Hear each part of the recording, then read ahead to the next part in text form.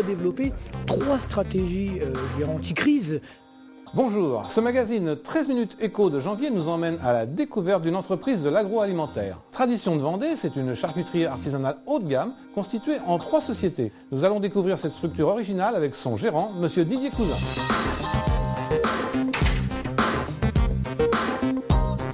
Nous fabriquons une charcuterie vraiment artisanale. Monsieur Cousin, bonjour. Bonjour. Alors expliquez-moi donc la structure de cette société. Alors la structure vient un petit peu de l'historique. À l'origine, nous étions distributeurs de produits agroalimentaires en charcuterie par la société Cousin. Et Cousin a racheté en 1998 la société Tradition de Vendée avec un associé qui est Patrice Tessier, le petit charcutier de campagne. Les deux ont choisi l'efficacité, c'est-à-dire que Cousin a continué à faire de la commercialisation et Tradition de Vendée s'est spécialisée dans la fabrication. Et ça permet d'avoir une efficacité optimum pour les deux secteurs. Le tout étant regroupé sous une holding qui est propriétaire du bâtiment et qui s'occupe de cette stratégie. Très bien, écoutez, je vous propose au travers d'un reportage que nous avons réalisé de redécouvrir pour vous cette société, comment elle fonctionne et ce que vous y faites. Entendu. C'est en 1998 que Didier Cousin a racheté la société Tradition de Vendée qui se trouvait alors à Mouilleron-le-Captif. Installée aujourd'hui à la Boissière-des-Landes, cette entreprise de 30 salariés qui a enregistré en 2008 un chiffre d'affaires de presque 5 millions d'euros a choisi le créneau de la charcuterie artisanale de qualité. Nous fabriquons une charcuterie vraiment artisanale dans la tradition avec des vieilles recettes que j'ai ressorties il y a 40 ans, depuis que j'étais apprenti. Ce sont 150 à 200 porcs par semaine, exclusivement vendéens et tous élevés en plein air, qui passent entre les mains des charcutiers. Une seule ambition, la qualité d'un bout à l'autre de la chaîne. On essaye de garder toutes les vraies saveurs de la matière première et de faire un petit peu les terrines et les produits de nos ancêtres. Alors, ce sont des porcs fermiers qui pèsent entre 96 et 105 kg de viande. Ils ont 6 mois d'âge avant d'être abattus, sont grillés à la flamme. Donc c'est vraiment une matière première exceptionnelle. Ce travail pointu a trouvé son marché, les rayons tradition des grandes et moyennes surfaces qui absorbent 95% de la production. Nous distribuons surtout évidemment dans le 85 et tous les départements limitrophes. Et là nous avons attaqué la région parisienne qui sont très demandeurs de notre charcuterie. Une société qui n'entend pas grandir trop vite, mais qui fait petit à petit son chemin et a trouvé un créneau porteur parmi les grands noms de l'agroalimentaire dans ce département. Alors, M. Cousin, vous avez racheté cette entreprise en 1998. Est-ce que vous pouvez m'expliquer pourquoi? Ce qui vous a motivé? Alors on était au préalable dans la commercialisation, dans la distribution, donc on rachetait des produits qu'on vendait et on ne trouvait pas la gamme que l'on voulait distribuer, étant donné qu'on voulait partir vraiment sur des produits régionaux, typés très haut de gamme, plutôt artisanaux et avec du porc fermier de Vendée. Donc on a été amené finalement à acheter une entreprise et travailler nous-mêmes et fabriquer nous-mêmes cette gamme. Alors vous étiez à Mouilleron-le-Captif. Pourquoi avoir déménagé? Simplement un manque de place et on a eu une opportunité d'une reprise de bâtiment sur la Boissière et donc 5 ans après de la construction du bâtiment où nous sommes aujourd'hui. Alors vous avez choisi le haut de gamme. Ça c'est un choix stratégique. Tout à fait. Mais par contre vous êtes distribué en grande surface. Est-ce qu'il n'y a pas une contradiction? Pour moi non, c'est vraiment une vraie stratégie. On avait cette viande locale, on avait une fabrication avec notamment la cuisson au four à bois. À l'époque, les grandes surfaces n'avaient que la gamme vraiment centrale d'achat. Il manquait un positionnement vraiment tiré haut de gamme sur le rayon coupe. Donc nous, on a choisi ce rayon coupe des grandes surfaces qui n'a rien à voir au point de vue stratégie par rapport au libre-service ou aux frais emballés. Et donc on a trouvé naturellement un marché avec eux. Alors vous êtes à presque 5 millions de chiffre d'affaires. Tout à fait. Comment voyez-vous l'évolution? L'année 2009 se termine sur un plus 20%. L'évolution prévue 2010 est quasi identique, avec des conquêtes de nouveaux marchés, surtout sur de nouvelles régions. Malgré la crise, donc finalement, vous continuez, vous, à progresser? Oui, la crise, il y a, mais sur le produit haut de gamme, on arrive encore en apportant des solutions, en cherchant des solutions pour nos clients, on arrive encore à trouver les marchés. Très bien, je vous propose maintenant de revenir quelques années en arrière, au moment de la création de votre société. On va aller voir une jeune entreprise qui vient juste de se créer, qui s'appelle Gravurline, et donc nous allons découvrir son activité. Entendu.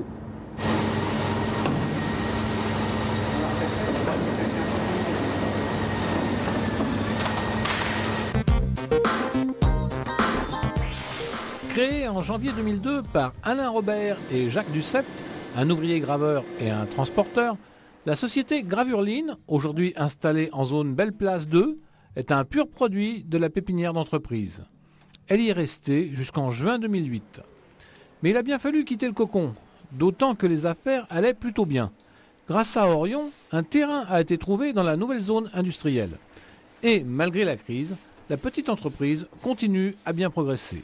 Je pense qu'on aurait de toute façon embauché s'il n'y avait pas eu la crise, car la gravure était avant 50% de notre chiffre d'affaires.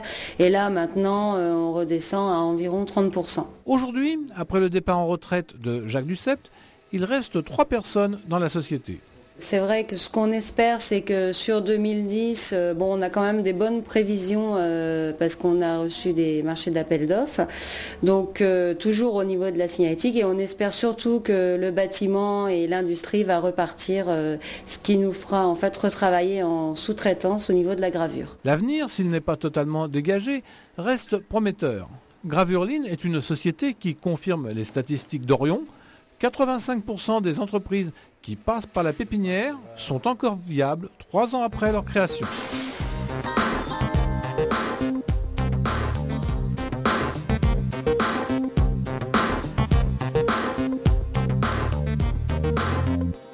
Alors, Monsieur Cousin, nous venons de voir une jeune société qui sort tout juste de la pépinière d'entreprise et qui travaille évidemment sur l'innovation. Et vous, comment ça se passe? Et je crois que vous êtes aussi très innovant. On essaie d'être très créatif et aller sur beaucoup de choses, mais on peut être créatif aussi en recherchant dans le passé, ressortir un bon saucisson sec, le four à bois. Sur beaucoup de produits, on essaie d'étoffer notre gamme et d'avoir une gamme large. Mais on est créatif aussi au niveau notamment tout ce qui est animation.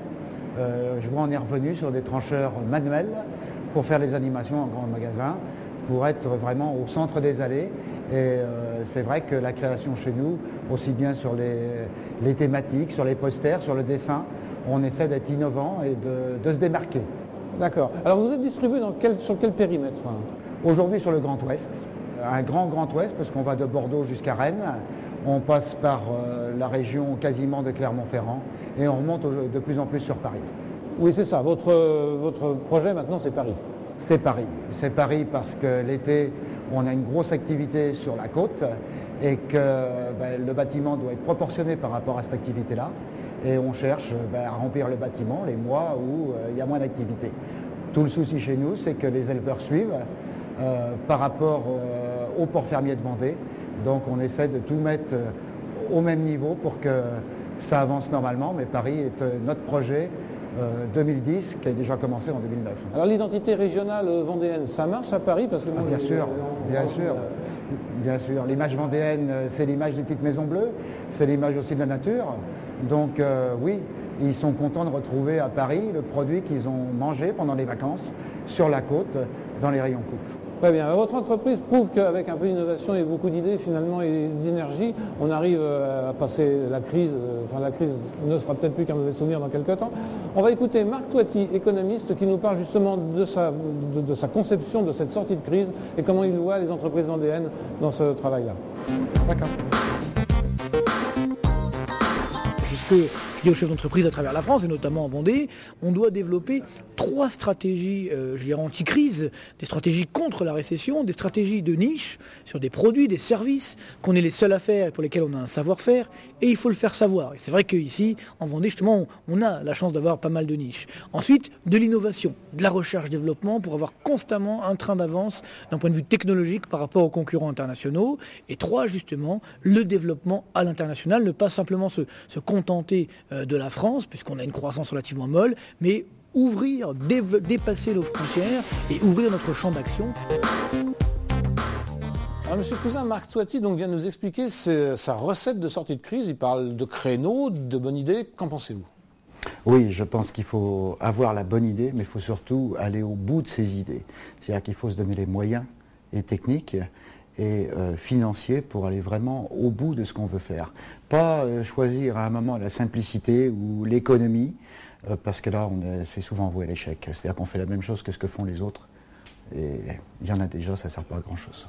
Oui, mais il faut quand même assurer la capacité de production. Il faut assurer la capacité de production, il faut assurer le côté finance et il faut vraiment aller au bout du bout. Très bien. Alors actuellement, dans la création d'entreprise, on voit beaucoup de succès au statut d'auto-entrepreneur. Qu'en pensez-vous ? Je pense que le statut d'auto-entrepreneur est intéressant pour un lancement, formation, pour vraiment du savoir.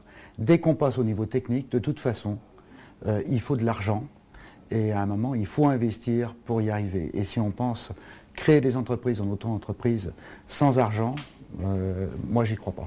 Oui, il y a les deux aspects. En fait, il y a d'abord le capital nécessaire pour pouvoir faire tourner son entreprise. Et puis ensuite, il y a aussi le chiffre d'affaires. Auto-entrepreneur, c'est 70 000 €, c'est très bas. C'est très bas.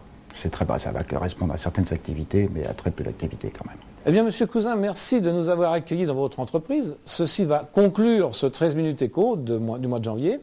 Et maintenant, comme à chaque fois, nous allons découvrir quelques brèves économiques concernant le département de la Vendée. Merci à vous. La crise est loin d'être terminée dans le domaine social. Les chiffres de l'emploi ont continué à se dégrader fin 2009. La Vendée comptait fin novembre 35 492 demandeurs inscrits, soit une progression assez faible de 0,3% par rapport au mois précédent.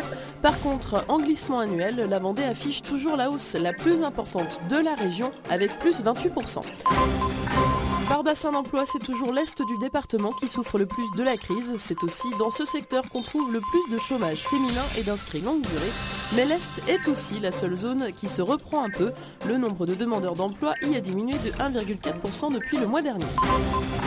La note de conjoncture régionale du mois de décembre laisse apparaître une relative bonne santé du secteur agroalimentaire et de l'automobile, alors boostée par la prime à la casse.